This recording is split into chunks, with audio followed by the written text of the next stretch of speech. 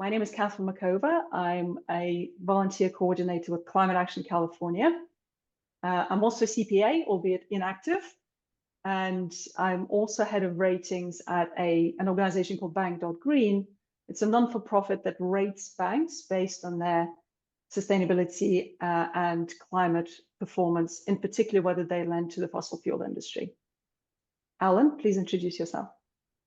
Hi, my name is Allan Moskowitz, and I'm a certified financial planner and accredited investment fiduciary and the principal of Transformative Wealth Management, which is a Bay Area, excuse me, registered investment advisory firm. And we've been specializing in socially responsible and what's called ESG investing for over 30 years. And I'm also on the finance committee of Climate Action California. Very important addition there. Thanks, Allan. All right. Oh, let's get this out of the way.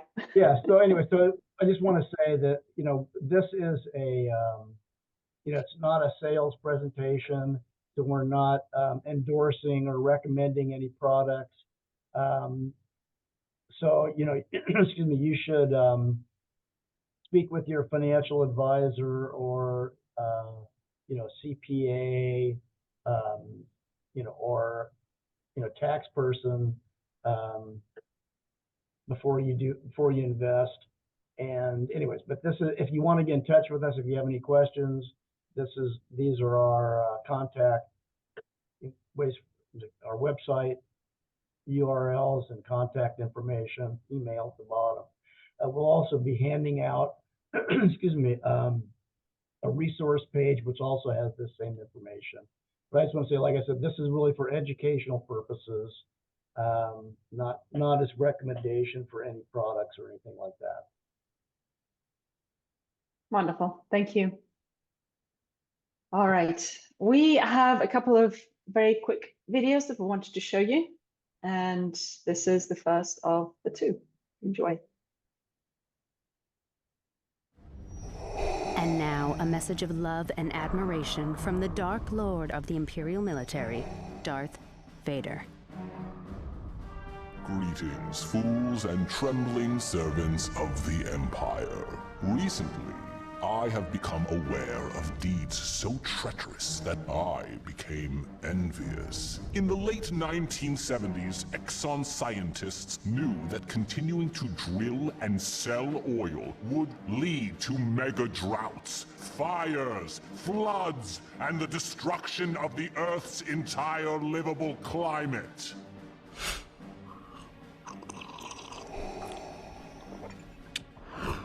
And rather than warn humanity, and this is the good part, and by good I mean fucked up, they kept it secret so they could keep making billions of dollars. I have murdered dozens of Jedi toddlers with my own hands, but Exxon, that is some unlock the secret bonus level cheat code evil shit you pulled. Mad respect.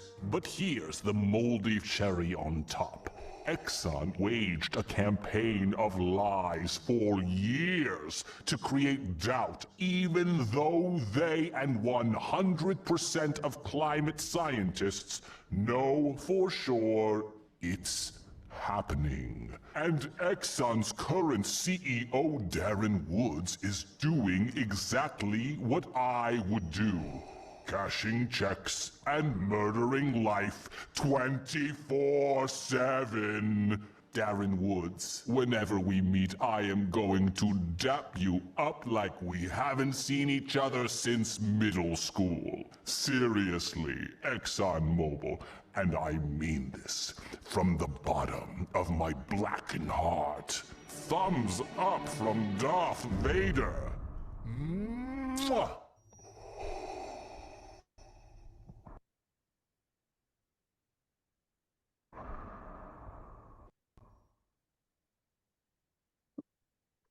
So aside from the profanity, how did that make you feel?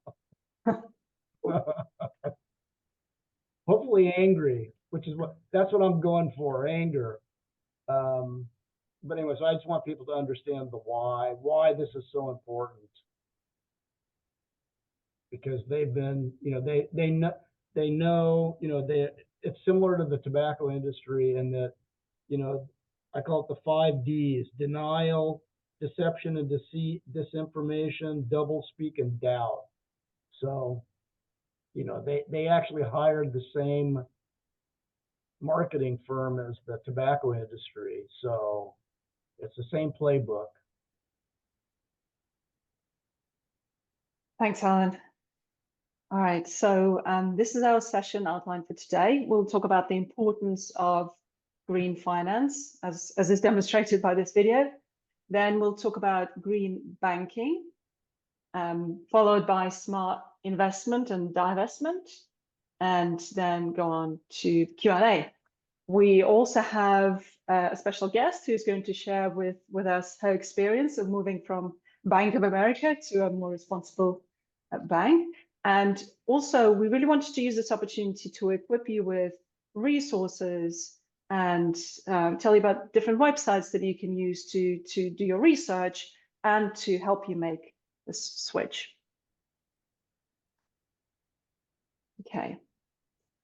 So as Allan was saying, as you could see from that video, I think it's really evident at this point that we're not going to be able to influence fossil fuel giants. Their transition plans are either non-existent or they're inadequate. Darren Woods was actually interviewed a couple of weeks ago, and he was asked about why Exxon doesn't fund more renewable energy projects. And he said, well, it's not that there's no money in renewable energy projects, it's just that I can make a lot more money on fossil fuels.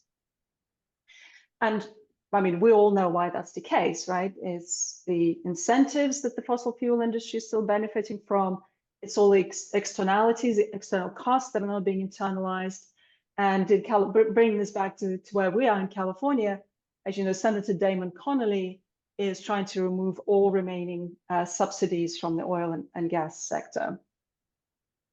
But so essentially the message is our best bet in terms of defeating this industry is obviously pursuing our advocacy efforts and pushing for more legislation, but it's also in parallel trying to defund this industry by shifting our money elsewhere. This is a wonderful quote from Bill McKibben: "Money is the oxygen on which the fire of global warming burns." Very true. Money and talks. Yes, indeed. And this is a shocking statistic. So the world's 60 biggest banks poured over 5.5 trillion into fossil fuels in the 7 years since the Paris Agreement. And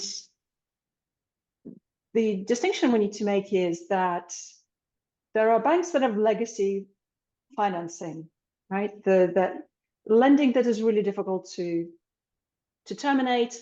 And so, they may well just have to see it through to its maturity date, through payment date. Otherwise, they will have to incur penalties. So we have to differentiate between legacy and expansion financing.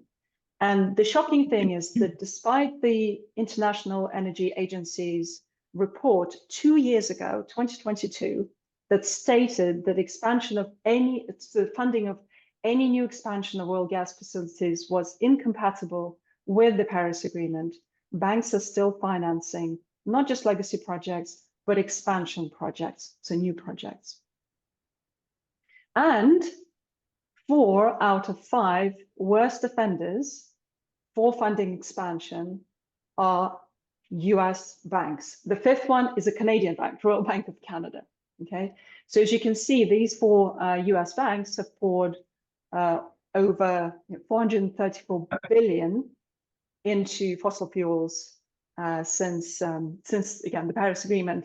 Now, this is based on a Banking on Climate Chaos report, which came out last year and was based on previous year's data. So this information is 2 years old. So these numbers are much, much higher as we speak. The next report is coming out in a couple of weeks' time. So as you can see, the worst culprits are in the US. Similarly, so this is on the lending side. On the investment side, also the 8th worst offenders when it comes to investing in projects, investing in equity, that is, are also US based. So BlackRock, Vanguard, all these high street names, you know, household names that you recognize, State Street, Bank of New York Mellon, JP Morgan Chase. Similar picture in coal. Once again, 7 out of 15 top investors in the coal sector are US based. And the reason why we've been fighting so hard in California on passing these corporate climate disclosure bills, so you may be familiar with SB 253 and 261, is we want these banks to start disclosing not just their operational emissions, so emissions associated with their offices and their employees traveling around the world, but we also want them to disclose their financed emissions. And that's essentially emissions associated with their lending, so enabled by their lending. Because once those banks disclose their financed emissions, it will become very, very clear to everyone that they stand no chance of meeting their net zero targets that they've all set. They've all set 2050 net zero targets. But because their clients have no intention of decarbonizing and transitioning to a cleaner future, and therefore don't stand a chance of meeting their targets to the extent that they've set them, these banks also will not be able to meet those targets. And you can expect to have a lot of backlash against that. Another thing that these investors do really well, and I mean this sarcastically, is they're really good at voting with management. So we are right now in the proxy voting season, so a lot of activist shareholders are putting forward resolutions. These resolutions are increasingly of activist nature, as I said, asking management to put in place a transition plan or measure emissions or do something else that's environmentally focused or friendly. And management, when they make recommendations to shareholders, they always say oppose this resolution. And the likes of JP Morgan Chase, BlackRock, State Street, they almost always side with management. So they're essentially preventing good resolutions being passed at the board level. Okay, so another trend that we're seeing is because there's been quite a lot of scrutiny of bank lending from organizations such as Reclaim Finance, Banking on Climate Chaos, Bank.Green, there's been multiple exposés of particularly where banks' actual lending doesn't align with their stated policies. Because there's been so much spotlight shone upon these practices, banks have found another way. So not just banks, but also these are big investors like BlackRock. They've found another way of funding fossil fuel infrastructure, pipelines, etc. And that's through dirty bonds. So now we're going to show you our second video, about 2 minutes long. How does the fossil fuel industry find trillions of dollars during a climate crisis? Well, they're exploiting a massive, murky money pipeline, and it's time to turn off the tap. I'm running out of money and I'm running out of options. It's getting harder to secure finance, so the fossil fuel industry have turned to the bond market. It's where companies can raise more money with less scrutiny and few strings attached. It's a wazzy, it's a woozy, it's a fairy dust. It doesn't exist. Massive new coal, oil and gas projects are being funded using corporate bonds. Coal giants with the biggest expansion plans raise more than double the cash through bonds than bank loans. $2 trillion in oil and gas bonds have been issued since the Paris climate talks in 2015. That's half of the total bonds in circulation. But what is a bond? A bond is like a large loan cut into small pieces and sold separately. To issue a bond, a company needs a deal maker. Let's make a deal! And now, here's the Enter the banks. Banks talk about their net zero policies, but keep quiet about the billions they make in toxic bond deals. Credit agencies rate the bond to tell potential investors how risky it is. What they don't disclose is how risky it is to the climate. So who's buying these bonds? Some of the world's largest institutions who invest public money. cutting off toxic bonds is crucial to the fight for our planet. It's time to deny debt to all companies fueling the climate crisis. To find out more, head to toxicbonds.org and share this video. And a good example of this is that the Mountain Valley Pipeline is funded almost exclusively with bonds at this point. And every new extension of the pipeline, the funding is coming from these bonds that are actually more difficult to, see in public filings. And thank God for this database now that is trying to shine a light on these developments. So let's look at some good news. We have some options. So what is a good sustainable bank? Well, I think it's really a spectrum. So if you look on the x-axis, you have impact. The largest banks, the largest four, as we've just looked, they're the worst, right? They're the worst because they have the greatest amount of cash on hand, and they're off the scale where they're able to fund new fossil fuel infrastructure. And I mean, they're really kind of beyond redemption at this point. And then we have regional banks, like Lending Club, for example. They don't really have the cash to pull off these really, really large projects, but they still play in the fossil fuel sector. It'll be, instead of funding extraction, they may be funding refining or downstream activities such as petrol stations. But what we're seeing is that increasingly, as large banks, again, under the spotlight and under a lot of scrutiny, regional banks are actually stepping into that void. For example, US Bancorp, Truist, they're actually, of all the banks in the US, they're the ones that are ramping up their lending into fossil fuels. So you have to kind of watch these guys as well. Then we have community banks that are for profit, and very often they're public companies. They're good banks, they're okay banks, but again, you have to check, do they have any fossil fuel exposure? Then as we're moving from left to right, we have banks that have been set up with the purpose of funding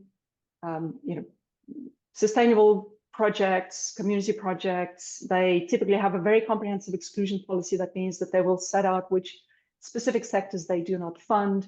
And Beneficial State Bank is an example of that. Many of them are also B corporations, and B corporations have a triple bottom line. That means that they care as much about profit as they do about people and planet. Then we have these kind of slightly, sometimes odd neobanks like Atmos Financial. Atmos Financial is not a bank. It's a financial institution. It's not regulated to the same extent as a bank. But what they're able to do is they're able to take the deposits and then direct them or make sure that they're only lending particular types of projects. Banks have to have diversified lending. So they have to have certain exposure, certain amount of exposure to carbon intensive industries. Organizations like Atmos do not have to. So what they do is they partner up with a community bank in New York State and say, every dollar I bring you, I want you to fund this particular community solar project. And then the best of the best are community development financial institutions, or CDFIs. They're mainly credit unions, they're not exclusively, they're banks that can also be CDFIs. But what they specialize in lending to local communities, very often low-income communities that have been disadvantaged or underserved historically. And most of their lending is either to individuals through loans or mortgages, or to small businesses. And therefore, just by default, by definition, they do not have any exposure to fossil fuel sector, unless maybe there's like a, I don't know, family-owned gas station somewhere in a local community. So I think that's a useful kind of framework in which to think about different banks. All right, so what resources are available to you? So as I mentioned before, Bank.Green, we rate banks based on we compare how much they lend to fossil fuels, renewable energy, we look at their climate targets, we look at their governance, we look at their lobbying records, so very comprehensive rating methodology. And if you go to the website, it's very simple, Bank.Green, you put in the name of the bank, it tells you on a scale of 1 to 5, how good or bad they are. And there's also a page where you can find sustainable banks in your area.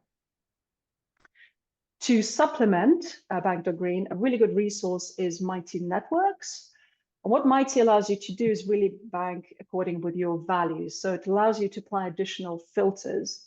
So for example, if you care about banking with a business that's minority owned or women owned or a B corporation, or that spends disproportionately more in the local community or lends more in the local community, you can apply these additional filters. So really good resource as well.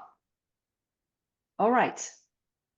So next is credit cards. I personally think that credit cards are kind of a less of an issue, just because with a credit card, you're sort of borrowing from a bank rather than lending your money. But credit card companies obviously do charge fees. So in a way, those fees can also be funding fossil fuel infrastructure.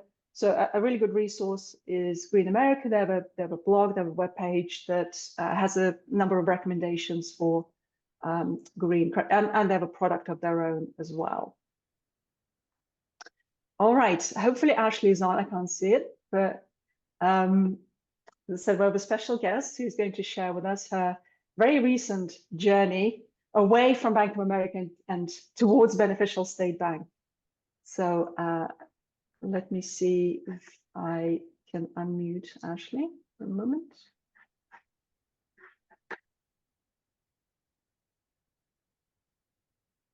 Okay. All right. Thank you so much, Katherine. Thank you for all the introduction and all the information so far. So I have spent most of my career working for big companies, including Morgan Stanley, where I was actually in the high yield bond group, kind of similar to the what was explained in the toxic bonds video. I did not cover the oil and gas sector. I covered the lodging and gaming sector, so I had the more fun sector. But my husband worked at Bank of America and at Merrill for the bulk of his career. And so we have been banking with Merrill / Bank of America for, I don't know, 20 something years, maybe 20 years at the time. So about 5 or 6 years ago, we started kind of questioning our relationship with Bank of America. Well, really kind of questioning Bank of America and trying to, thinking, is this really the right bank for us? One of the challenges is, or I guess the good news is, that they provide excellent customer service. They really do. And they've helped us through a lot of things, a lot of transitions. I had my mom's accounts there, and because of the relationship we had, my mother had Alzheimer's, I was able to kind of co-manage my mother's money, and they were really very helpful. And really, if it weren't for the fact that they were, lending money to the fossil fuel sector, we were very pleased. But so as we started thinking about, is this the right place for us? We also started sharing information with them about what was important to us and our concerns about the climate crisis, and how we thought it was really important to invest in things that we believed in, or to use our money for at least do no harm and hopefully even doing some good. And so we had more and more conversations. I've had maybe 8, 9, 10 conversations with different folks there over the last couple of years, talking to different sustainability directors, talking about their pledge, and then talking to them again when they backed up on their pledge recently and said that they, basically will continue to, to lend to coal plants. And I even had a conversation with them as early as yesterday. And so it definitely took a while. So don't feel like this is something that you're just going to boom switch overnight, especially if you're on the older side like I am, and you've been, you've had this relationship for a long time. We have 3 kids that all have their, banking through Bank of America. But my husband and I finally decided, okay, no, we really do need to make this switch. So then we thought about, okay, if we're going to make the switch, where are we going to go? Because again, like I said, we've had excellent customer service, and there are certain things that were just important to us. There are certain was important to us to be able to pick up the phone or send an email or send a text and reach somebody if we had a question or we had a concern about something. And we had a little bit of a journey. We looked at Climate First. We looked at Amalgamated for a little while. I actually ended up getting a credit card through Amalgamated, which made me very happy. So I do have an Amalgamated credit card now. But we ultimately landed on Beneficial. And I think the primary reason Beneficial was, in addition to the fact that it's a 501c3, and that the and that it's just sort of the story and their mission and kind of who they are. We connected with a guy who's right here. I'm in Long Beach, California, and the guy is right here in Long Beach. And I don't know, we had a conversation. We right away, he was very responsive. I was hosting a screening to the movie Common Ground at our local art theater, and I mentioned it to him, and he said, "Oh yeah, I want to go." And I thought, okay, he's not going to go. He totally went. He was there. He texted me. He said, "Like, hey, where are you?" So my husband and I met him for coffee, and we subsequently have transitioned the bulk of what was remaining at Bank of America over to him. Over the last couple of years, we also found somebody else that we felt, or somebody that would, because we weren't getting this at Merrill. We did want to find some kind of like a financial advisor who also could help us with some ideas, even though my husband and I both have financial backgrounds, and so this other individual introduced us to Green Alpha. I don't know if anybody here is familiar with Green Alpha, but we just wanted to see if we could find some in the publicly traded realm, if we could find some products that that we felt comfortable with. So so we're not 100% gone for Bank of America. Like I said, I still have our 3 kids there. We have our mortgage there. We have some stuff that's going to be a little harder to move just because of what it is. But we've made one big step. And so that is making us very happy. And I'm happy to, share advice or insight with anybody who's interested in it. And I guess my main piece of advice is to give yourself time to make the transition, and really, think about all the different options and make sure you find the spot that is right for you. So thank you. Thank you very much, Ashley. Thank you for that wonderful story. And I can 100% relate to taking it slow and steady. I went through the same process 3 years ago, so it took a minute. It took a hot second. Thank you. All right. Okay. Now over to Allan for investments and divestments. And we have another Exxon. We're really, really making fun of Exxon today. Allan, over to you.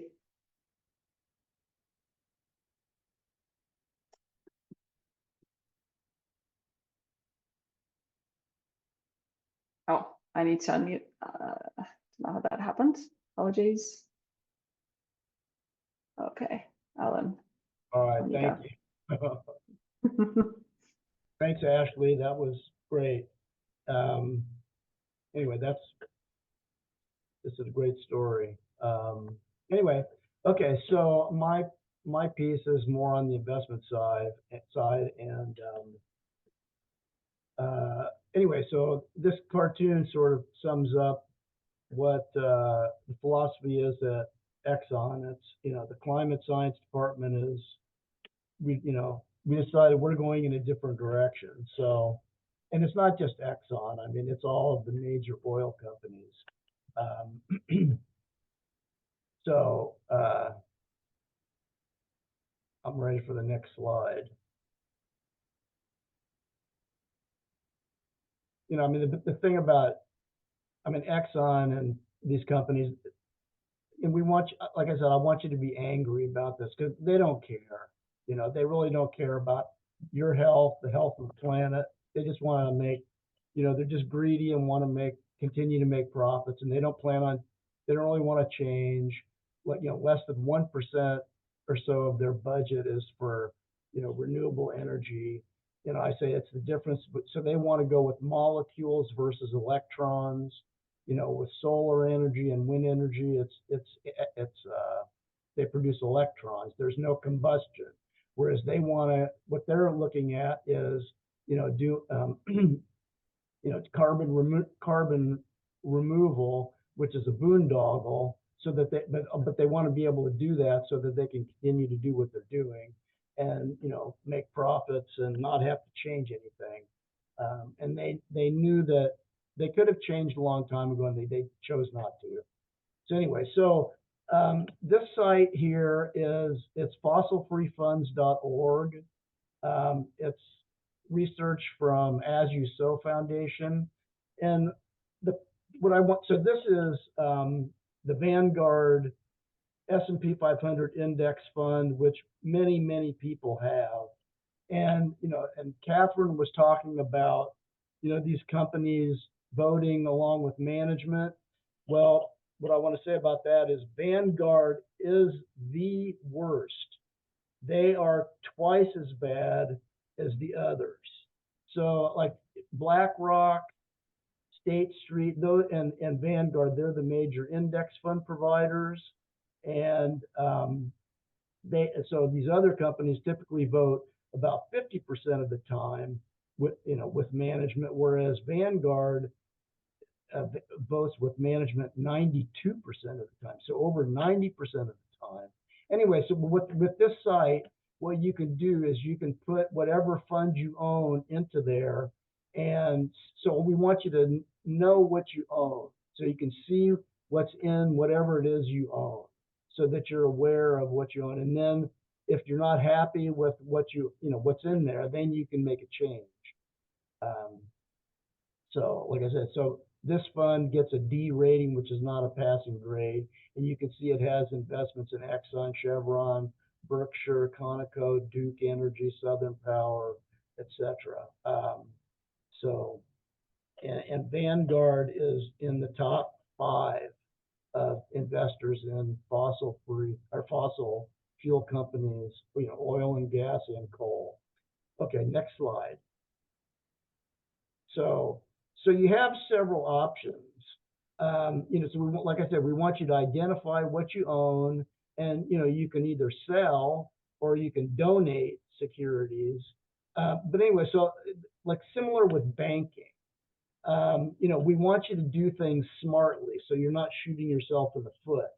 So like Ashley did, she researched and found a bank that could, so like for instance, if you have, say, like bill paying, like automatic bill pays, automatic deposits, automatic bill payments, things like that at your bank, you want to set those things up at your new bank before you get out of your old bank. And what I would also say is, don't let perfection be the enemy of the good. So, if it's really inconvenient for you to switch banks, I would say, if it's really difficult for you, don't worry about it so much. However, if you, if you have, say, CDs, like jumbo CDs, things like that, instead of keeping them at, one of these bad, dirty banks, if you can put that into, like a CDFI, a community development financial institution, like a local credit union. And that way, instead of your money going to support the profits of these CEOs who get mega payments, you're keeping these profits in your own community. So, typically credit unions, they lend money out to, for things like mortgages, car loans, small business loans, and also for things like solar projects, things like that. But anyway, so the same thing with investments. Like I said, we want you to do this thing smartly. So like I said, you can donate. So if you have something and can afford to donate something, you can donate a highly appreciated security. And so like you can donate some, stocks or things like that to Climate Action California. So because they're a nonprofit, but you want to make sure instead of you selling the stock, donate it to Climate Action California or another 501c3, and then they sell the stock. Then you don't pay the capital gains tax. and you get a full tax deduction for the full value, which is better than selling it yourself and donating cash. Anyway, so that's one, and there's also something called a donor advised fund, which same idea. You donate the highly appreciated security to the donor advised fund, get a full tax deduction, and then you can make gifts to 501c3s, charitable organizations from the donor advised fund. And also, okay, so and then your other option is to sell, but you also have options. So you can sell and pay the tax, the capital gains tax if it's appreciated, or if you don't want to pay the tax, there are ways you can mitigate it. There are strategies that you can use. So we'll go ahead to the next slide. Okay, so there's something called a separately managed account, and these are professionally managed institutional class type money managers like Green Alpha, for instance. So Green Alpha is an example of a separately managed, as a third-party manager, and they do these kind of things, and they can help you. Like you can give them a budget, say, well, I only want to pay so much in tax per year, so you can develop a plan, say over 7 years. So let's say you have something that, well, let's go to the next slide. Okay, so there's something also called direct indexing. So instead of buying an index fund, if you have $100,000 or more, you can basically make your own index fund. And also, but in doing that, it's much more customizable because you can screen out all these industries if you want to. Whereas with an index fund, it's one size fits all, and you may, and they all have different. Even the sustainable funds have different criteria. Whereas doing direct indexing like this, you actually own individual securities, and you can really customize and invest with your values by removing whole industries. And you can even, let's say, after you do all this, let's say you still have companies in there you don't like, you can actually remove individual stocks as well, or individual companies. Okay, next slide. Okay, so this is an example of tax loss harvesting. And this is using one of the direct index providers that we use. And what it shows is in 2023, they were able to harvest 7% in losses, capital losses, which you could use to offset gains. So the index was up 26%,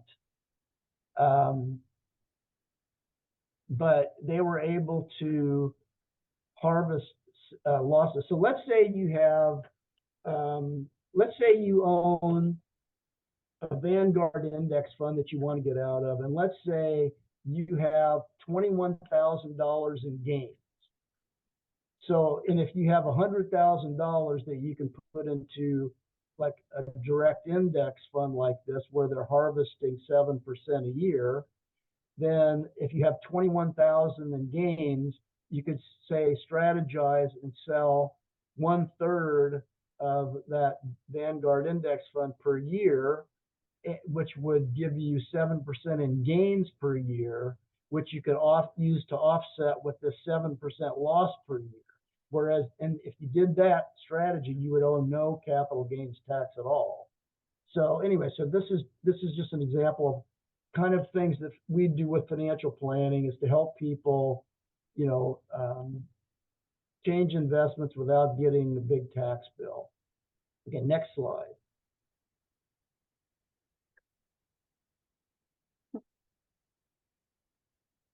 Okay, so this is just a page from our website. We're a fee-only fiduciary financial planning and wealth management firm, and we specialize in environmental and socially conscious investors.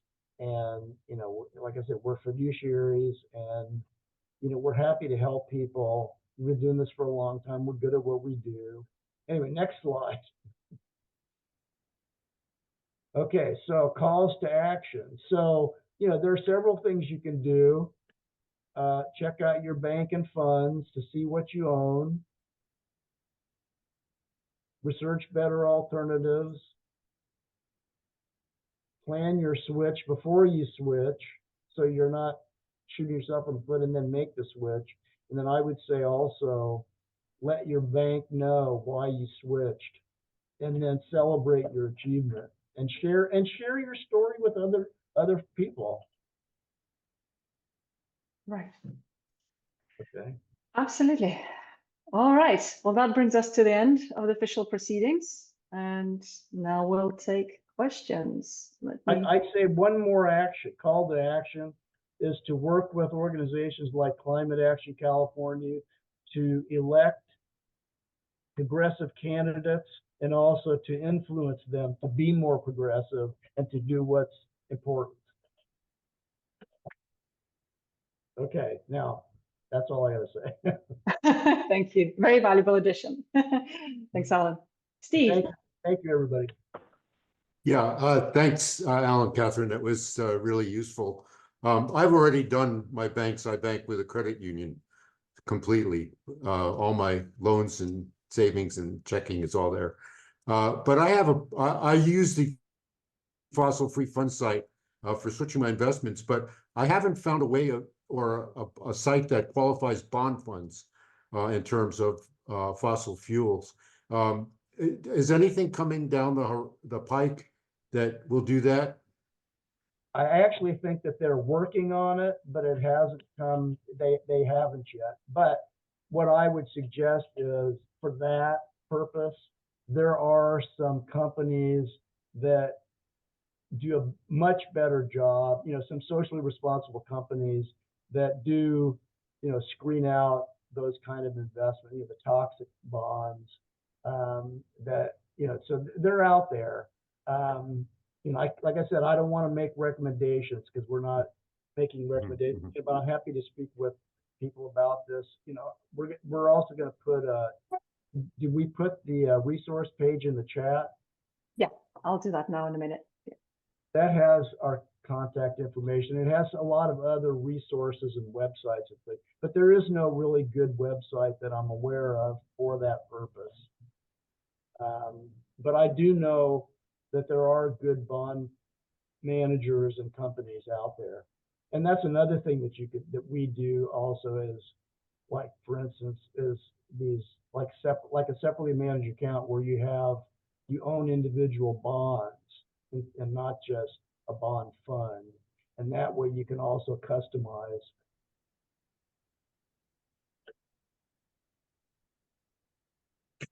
Janet. Hi. So my recent experience is that I tried to transfer to Atmos and they didn't have check writing. And so I'm now moving to Amalgamated. And I think, Ashley, your advice to take it slow and not stress about it is really good, because it's a real process, but definitely worth doing. But here's my question, and I don't know if there's a good answer. Mortgages are sold all the time, and I've never figured out whether I have any agency over who sells or buys my mortgage, but lately my mortgage was sold to Chase, which kills me. Is there anything you can do about making sure that your mortgage isn't benefiting one of these bad banks? I don't think so. Oh, okay. Well, I was afraid that was the answer, but yeah, sorry. That's a tough one. I think so. Anyway, so I tried to click on the link, the research, and it said I needed permission because it's a Google Doc, I guess. Yeah, Alan, I think you'll need to manage permissions at your end, but we'll sort that out after the session. Okay. I'm just looking at the chat. Oh, TIAA. Can you talk about TIAA? That's really, it's a thorny one. It is. Yeah. So TIAA is interesting because they're huge. Yeah, I mean, they do some good things, but they do some bad things too. And, in our industry, we kind of distinguish between, companies that we call deep green and companies that we call light green. Unfortunately, we consider TIAA light green. And, we constantly urge them to do better, just like with BlackRock, and other organizations like that. Because, but yeah, it's difficult. Yeah, so we, typically we don't use a lot of TIAA funds for that reason. We tend to use more funds that are in the deep green, where they're actually doing shareholder activism and really making changes in the industry. So, because we think it's important to be on that end of the spectrum to where you're having the most, excuse me, impact.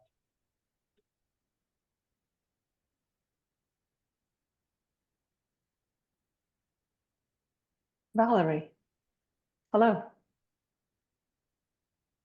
Hi. Hi. I have a question for you about ratings of bonds. You shared a website and a resource for rating. I'm wondering what you think about the Morningstar carbon ratings, and is that a good resource, or what do you think of Morningstars? It's not bad, but it's not complete either. Okay. There is no one source, although I think it's a good place to start. And they are, trying to improve things as well. They bought a company called Sustainalytics. So now they're part of Morningstar, and they're a good firm. They do, the analytics, but like I said, different companies have different criteria. So, you can have, it's kind of ironic, you can have, like I'll give you an example. So like Tesla, for instance. So some companies rate Tesla high, some companies don't. So, so that's why, I think one of the better raters actually took Tesla out because of, the controversy of, the management. And also they have a lot of issues like with sexual harassment and, many other. Yeah, they have other ESG problems. Anti-union. Exactly. Right. So, so if you're a fund that only screens for environmental issues, then they pass the screens. But if you screen for social justice issues, they don't. So there's distinctions to be made in this industry, and that's why we try to find out what is important. What are your values? What is important to you? And then we try to invest accordingly, basically. Let me also make a very, very important point, which I think gets missed in all of this ESG discussion. When Morningstar and Sustainalytics and MSCI, Moody's, when they rate companies, they rate climate risks on the company, not companies' impact on climate. Shell has an A rating, according to MSCI, their leader in their industry, because also companies get assigned ratings based on their industry, right? So within fossil fuel exploration, they get a gold star because they're a very well-run company, they have good governance, and the fund, so in this case MSCI, only uses the concept of single materiality, so financial materiality. So are climate risks material to Shell? And they probably manage those risks. Well, I think Morningstar, they have an ESG rating, which is exactly what you described, but they also then have a carbon rating. Right, so they tell you, exactly. So that's what I wanted to make clear, that we need to differentiate between ESG ratings, which is not a judgment on whether a company is a good one. You have to look at those ratings, like fossil-free funds. They take a completely different approach to ratings. Yeah, interesting. Thank you. Thank you. And then I also just want to let you know the resource you shared. It says that we need access to it. What I I'll didn't do know- is I'll probably send a hard copy along with the slides after the session. I'm sorry, I thought we gave permissions for the document to be shared. Thanks for this. Sure. Janet. So CalPERS made a big show of investing a relatively small amount of money in a MSCI low carbon fund, and I haven't had taken the time to look up and see what it was called. But are you saying that MSCI's funds that they rate as low carbon are not truly green? Is that right? That's right. That's right. So their ESG rating tool, which is what if you search ESG, MSCI ESG ratings, that's the first thing that comes up. It's the ratings tool. It will tell you that this company is completely out of line with the Paris Agreement on page 1, but on page 2, it'll tell you that they're leader in their industry because they're not being compared against Patagonia, they're being compared against Chevron and Exxon, and Shell is pretty okay. So they do not right now look at the company's impact on climate unless it will result in a financial risk. So for example, if those emissions are subject to a carbon tax that's high enough to impact companies' bottom line, it'll be reflected at ESG rating. But for now, all the pollution, MSCI said very dutifully says that this company is not following the trajectory of the Paris Agreement, and there's a red dot. But at the same time, they give it an A- rating. Because and they're very clear about their methodology as well. You can look at it yourselves. They're very clear about that. Right. So some companies invest in what are called best of class, but they're not necessarily fossil fuel free. So they could be investing in the best fossil fuel companies, but they're still not fossil fuel free. So they're not, so they still have a higher carbon footprint. But some companies do have fossil fuel, are fossil fuel free. So it depends, like I said, it depends on what is important to you, how you want to go. So it's important to and we want you to understand what you own, and people don't understand things well, and that's why they need help understanding things like that. But like I said, the distinctions.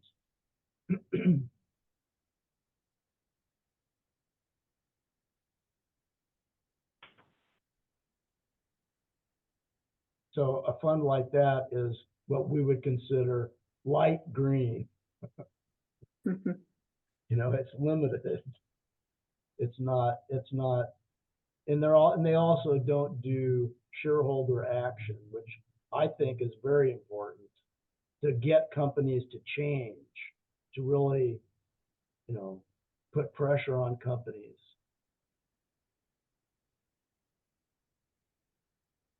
Or just a dialogue even with them. Some companies at least dialogue with them, because I think it's, if you can just talk to a company and convince them that it's in their best interest to change, if they understand, the rationale and they understand the logic, they'll often change. But there are some companies like fossil fuel companies that are just, they don't want to hear it. They don't care. They might, listen to you and say, smile when you're talking to them, but, they don't really care.